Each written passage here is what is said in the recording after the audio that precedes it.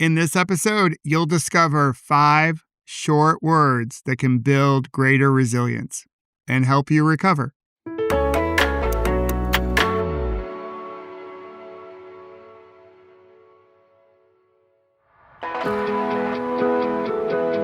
Hey there, it's Michael. Welcome to Whole Again, a show about helping survivors of physical injury and trauma reclaim their strength and resilience through the wisdom of Kintsugi.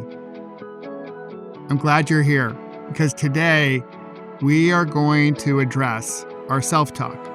I want to share 5 key words with you that can help you become more resilient and can help you in your recovery process. And it's a great tie-in to Friday's episode. That's a rebroadcast from last year with my favorite word nerd, Kristen Graham. But before we dive in and I share these words with you, I just want to say thank you for being here and thank you for being a fellow survivor. And if you haven't yet signed up for those fantastic text messages I send, well, there's still time. You can do it today. All you have to do is send a text. You can say hi or whole again to 866-612-4604. I'll say that one more time, 866-612-4604. People share with me all the time, how did you know, Michael? How did you know? That's what I needed to hear. And that's the aim with the text messages, to give you support on your journey towards becoming whole again. All right, let's dive in to this week's episode and those 5 key words that can help you become more resilient. I'm a big believer that it all comes down to how we talk to ourselves when no one else is listening. Our self-talk can either reinforce the pain we're going through in recovery, or it can help restore our power. The words we use matter. They change worlds. They shape our world. They shape our recovery journey. And even small ones. They don't have to be big or sound funny. Like one of my favorite words, kerfuffle. I just love saying kerfuffle. These small words matter more than we think. But as we go through recovery, heck, as we go through life, these small words sometimes can be placed in the corner. And we know that we never put baby in the corner.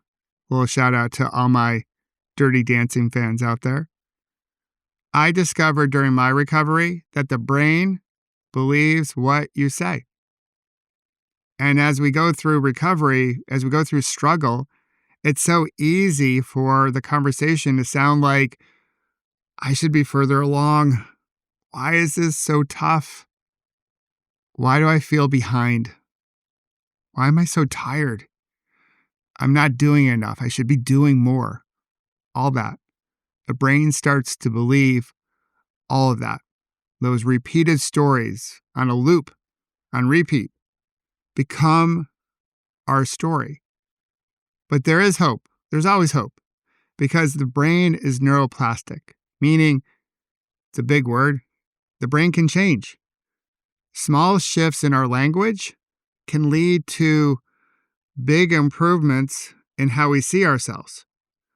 And these conversations that we begin to have with ourselves with better language can help us build our resilience and can help improve our recovery.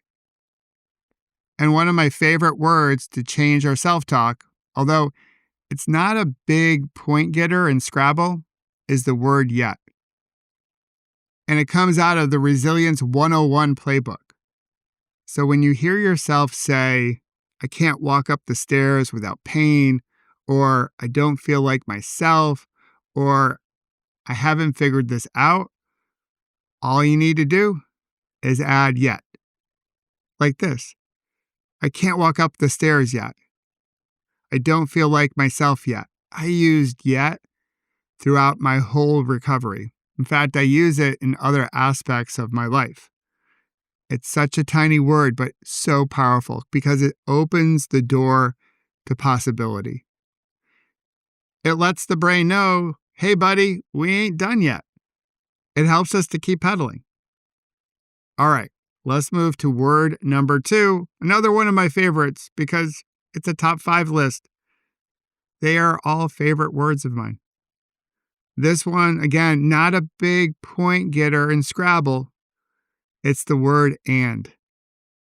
For this week, when you go out and interact with people, pay attention to how often people use the word but. Not B-U-T-T, although you can track that too, but B-U-T. We use it all the time. I'm tired, but I have to keep going.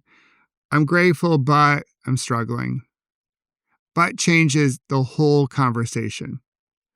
But when we replace but with and, everything changes. There's a different energy to our self-talk. For example, I'm tired and I'm still doing my best. I'm grateful and this is still hard. And allows two things to be true at the same time. And we humans, we have the ability to hold two thoughts at the same time. It honors our full experience without invalidating either part of what we are going through. It's emotional honesty, which then leads to emotional resilience. Now, let's move on to word number 3. And as we know, 3 is the magic number. Let's talk about still. Still is one of those great words that we can utilize when we feel like we're starting over and over again, or where we feel we might be in a plateau. It sounds like this. I'm still showing up. I'm still learning how to trust my body. I'm still healing, even if it's slow. And on a personal note, there is one aspect of my healing that has taken 13 years. And often people will say, you're still dealing with that? Which sounds a little judgy, still can be a little judgy from time to time.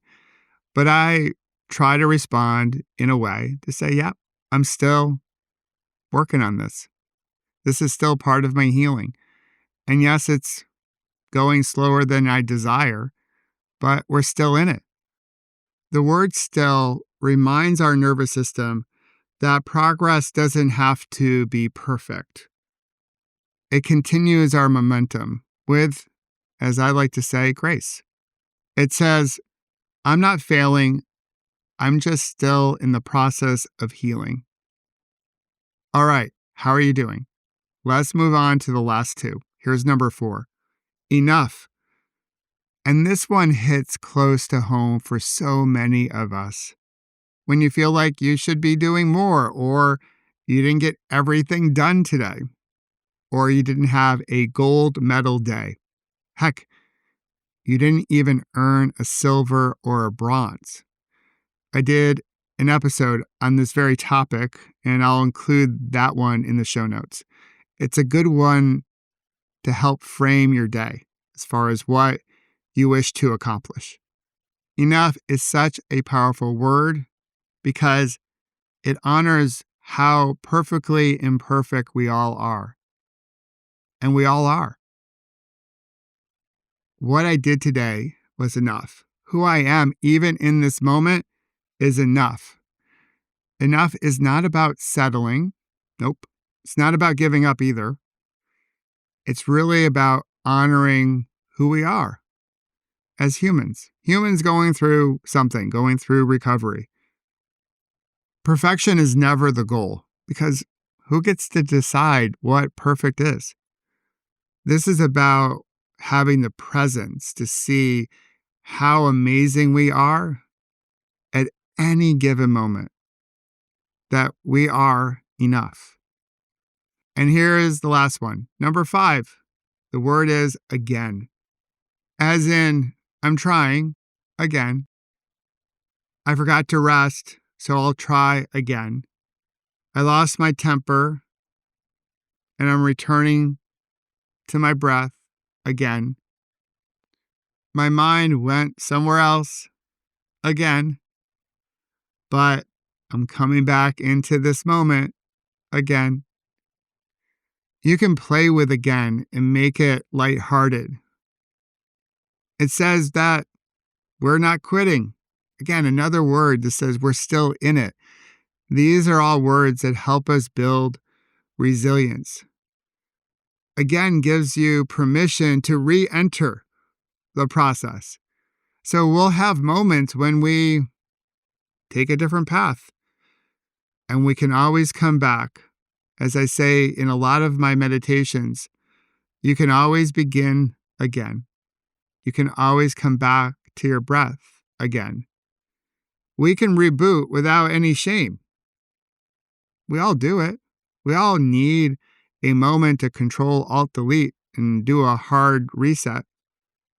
We can give ourselves permission to be a beginner as many times as it takes until we get more comfortable in whatever we happen to be pursuing. And there you have it. 5 key words that can shift the conversation you're having with yourself and can lead to greater resilience and more healing. Yet and still enough and again. These are not magic words. As I mentioned up front, you're probably not going to win Scrabble if you play them, but they could be really beneficial if you're playing, say, Bananagrams. But these small words can be so powerful in changing our self-talk. They can help make tiny little shifts in our language that can retrain our brain so it feels safe again, so we can become whole again. They turn criticism into curiosity. They create a space for more grace. And I think we all could use a bit more grace. This week, pick one of the 5 and see if you can weave that word into your vocabulary, into your self-talk with a bit more frequency. And then let me know how that changes things for you. Let me know how your nervous system feels with some new language, a new way of looking at things.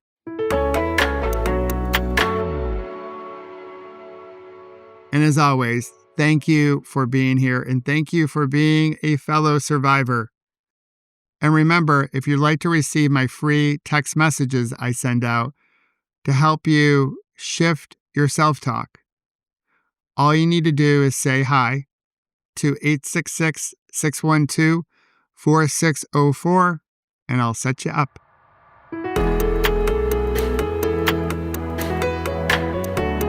And if you wish to learn more about creating beautiful ripples and how to prevent a bad moment from turning into a bad day, please visit my website, michaelobrienshift.com, and sign up for my newsletter called The Ripple Effect.